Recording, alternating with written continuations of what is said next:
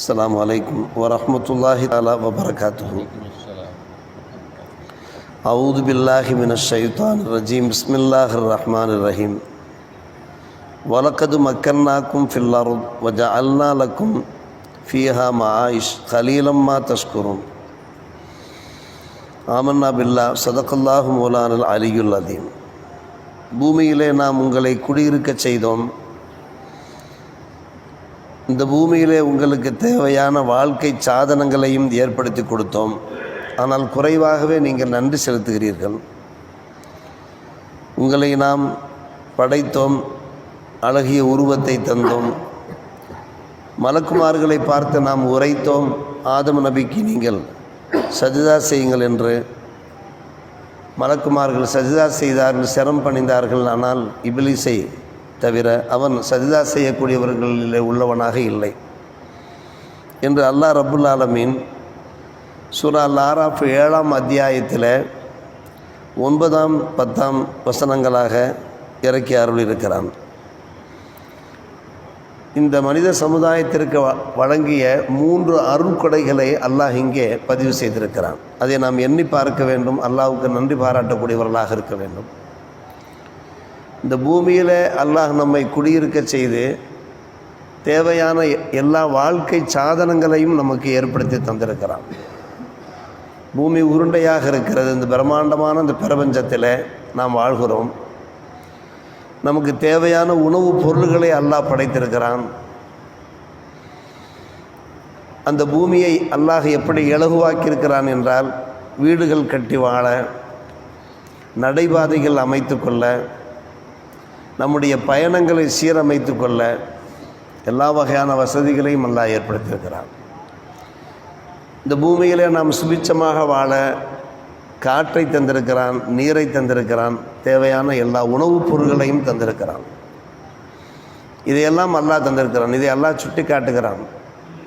உங்களை பூமியிலே குடியிருக்க செய்தது மட்டுமல்ல, இந்த பூமியிலே நீங்கள் சுபிட்சமாக வாழ்வதற்குண்டான வாழ்வாதாரங்கள், வாழ்க்கை வசதிகளையும் நாம் உங்களுக்கு ஏற்படுத்தி தந்து விட்டோமே, நீங்கள் கொஞ்சமாக வல்லவா நன்றி செலுத்தி கொண்டிருக்கிறீர்கள் என்று அல்லாஹ் கூறுகிறான். மாயிஷ் என்றால் வாழ்வாதாரங்கள், வாழ்க்கை சாதனங்கள். இன்றைக்கு இந்த பூமியை உலக மக்கள் எப்படி பயன்படுத்தி கொண்டிருக்கிறார்கள் என்று நாம் பார்க்கிறோம். ஒரு பக்கம் ஆகாயத்தை நல்ல முறையில் பயன்படுத்தி கொண்டிருக்கிறார்கள்.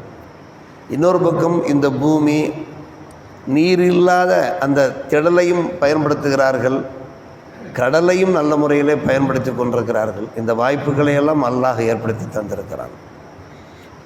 மலைகளிலே மக்கள் வாழ்கிறார்கள், ஜிபால்களிலே வாழ்கிறார்கள். மலையினுடைய உச்சிக்கு செல்கிறார்கள். உடம்பிலே கயிற்றை கட்டி கொண்டு மெதுமெதுவாக ஏறி அங்கே ஒரு ஊரையே ஏற்படுத்தியிருக்கிறார்கள். தீவுகளிலே வாழ்கிறார்கள். நாலா பக்கம் தண்ணீர் சூழ்ந்திருக்கிறது. தீவுகளிலே தேவையான வாழ்க்கை ஆதாரங்களை அல்லாஹ் ஏற்படுத்தி வளமோடு வாழ்ந்து கொண்டிருப்பதை நாம் பார்த்து கொண்டிருக்கிறோமா இல்லையா? லட்சத்தீவாக இருக்கட்டும், அகல்ல தீபாக இருக்கட்டும், இதை அல்லாஹ் இங்கே பேசுகிறான். அது மக்கன்னாக்கும் ஃபில் அர்தி, பூமியிலே உங்களை நாம் வசிக்க செய்தோம், குடியிருக்க செய்தோம்.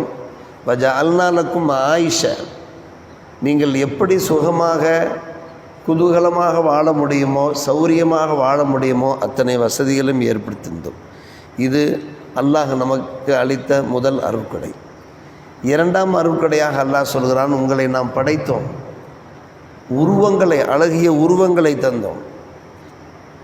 சும்மா சவ்வர்னாக்கும் என்று சூரத்தை தந்தோம். நம்முடைய உருவங்கள் இருக்கிறதே மற்ற படைப்புகளுடைய உருவங்களை விட மிக அழகான உருவங்களாக இருக்கிறது. நாம் பார்க்கிறோம். நம்முடைய உருவங்களிலே நமக்கு என்னென்ன உறுப்புகள் தேவையோ, எந்த உறுப்புகள் இருந்தால் நாம் சுவாசிக்க முடியுமோ, உயிர் வாழ முடியுமோ, அது போன்ற உறுப்புகளை தந்திருக்கிறான். உழைக்க வேண்டும், பாடுபட வேண்டும், ஓரிடத்திலிருந்து இன்னொரு இடத்திற்கு நகர்ந்து செல்ல வேண்டும், அழகான கால்கள், கண்கள், எல்லா உறுப்புகளையுமே தந்திருக்கிறான். அதைத்தான் சவ்வர்னாக்கும் என்று அல்லாஹ் ரப்புல் ஆலமீன் கூறுகிறான். மற்ற மிருகங்களுடைய உருவங்களை நாம் பார்க்கிறோம். பார்ப்பதற்கு நன்றாக இருக்கிறதா, அழகாக இருக்கிறதா? ஆனால் மனிதர்களை மட்டும் அல்லாஹ் அழகிய தோற்றத்திலே படைத்திருப்பதாக சூரா தீன்லேயே கூறுகிறான். வத்தீனி வ ஜைத்தூனி வ தூரி சீனின வஹாதல் பரதில் அமீன் லக்கது கலக்கனாக்கும் என்கிற அந்த வசனத்திலே அஹ்சன சூரன் அழகிய தோற்றத்திலே உங்களை நாம் படைத்திருக்கிறோம் என்று அல்லாஹ் சொல்கிறானே, இதை இரண்டாவது அருட்கொடையாக அல்லாஹ் பேசுகிறான். இது இரண்டாம் அருட்கொடை. மூன்றாம் அருட்கொடை என்னவென்று கேட்டால், இந்த மனித சமுதாயத்தை கண்ணியப்படுத்தவும் செய்திருக்கிறான். ஆதம் அலைஹிஸ்ஸலாம் அவர்களை படைத்தான். படைத்த கையோடு இந்த மனித குலத்திற்கு ஒரு தனி மரியாதை இருக்கிறது என்பதை நிரூபித்து காட்டுவதற்காக வேண்டி அல்லாஹ் செய்தான். அல்லாஹ் என்ன செய்தான்? அல்லாஹ்வுடைய அரிய படைப்புகளில் உள்ளவர்கள் தான் மலக்குமார்கள். அரிய படைப்புகள் இல்லை. அந்த மலக்குமார்களை சஜ்தா செய்யும்படி சொன்னான் ஆதம் நபிக்கு. அந்த சஜ்தாவிற்கு சிரம் பணியுதல் என்று ஒரு விளக்கம் சொல்வார்கள். இறைக்கட்டளை என்னவோ அதை நிறைவேற்றியாக வேண்டும், அவ்வளோதான். ஏன் ஆதம் நபிக்கு போய் அல்லாஹ் சஜ்தா செய்யும்படி சிரம் பணியும்படி சொல்ல வேண்டும்? சஜ்தா என்பது அல்லாஹ்வுக்கு சொந்தம். சஜ்தாவுக்கு பல பொருட்கள் இருக்கிறது. அதில் ஒரு பொருள் இப்படி தலை தாழ்த்துவது, சிரம் பணிவது என்பது. என்றால் இந்த மனிதன் சமுதாயத்திற்கு அல்லாஹ் ஒரு கௌரவத்தை தருகிறான். ஆதம் நபி அலைஹிஸ்ஸலாம் அவர்களுக்கு அல்லாஹ் அளித்த அந்த கௌரவம் இருக்கிறதே மனித குலத்திற்கே அல்லாஹ் அளித்த ஒரு கௌரவம் என்று தஃப்சீர் வல்லுநர்கள் குறிப்பிடுகிறார். எனவே உலகத்திலே வாழும் படைப்புகளிலே மிகவும் கண்ணியமானவர்களாக அல்லாஹ் இந்த மனித சமுதாயத்தை ஆக்கியிருக்கிறான் என்பதற்கு வேறு சில வசனங்களும் சான்றுகளாக அமையப்பட்டிருக்க விளக்குது. கர்ரம்னா பனி ஆதம், நாம் ஆதமுடைய மக்களை நாம் கண்ணியமாக படைத்திருக்கிறோம் என்று அல்லாஹ் ரப்பல் ஆலமீன் நம்மை உயர்த்தி பேசுகிறான், நம்மை சிறப்பித்து பேசுகிறான். இது மூன்றாம் அருள்படை. ஆனால் அந்த மலக்குமார்களிலே சேர்ந்து வாழ்ந்து கொண்டிருந்த இப்லீஸ் மட்டும் என்ன செய்யவில்லை? அவன் சிரம் பணியவில்லை ஆதம் அலைஹிஸ்ஸலாம் அவர்களுக்கு. லம் யக்குமின சாஜிதீன.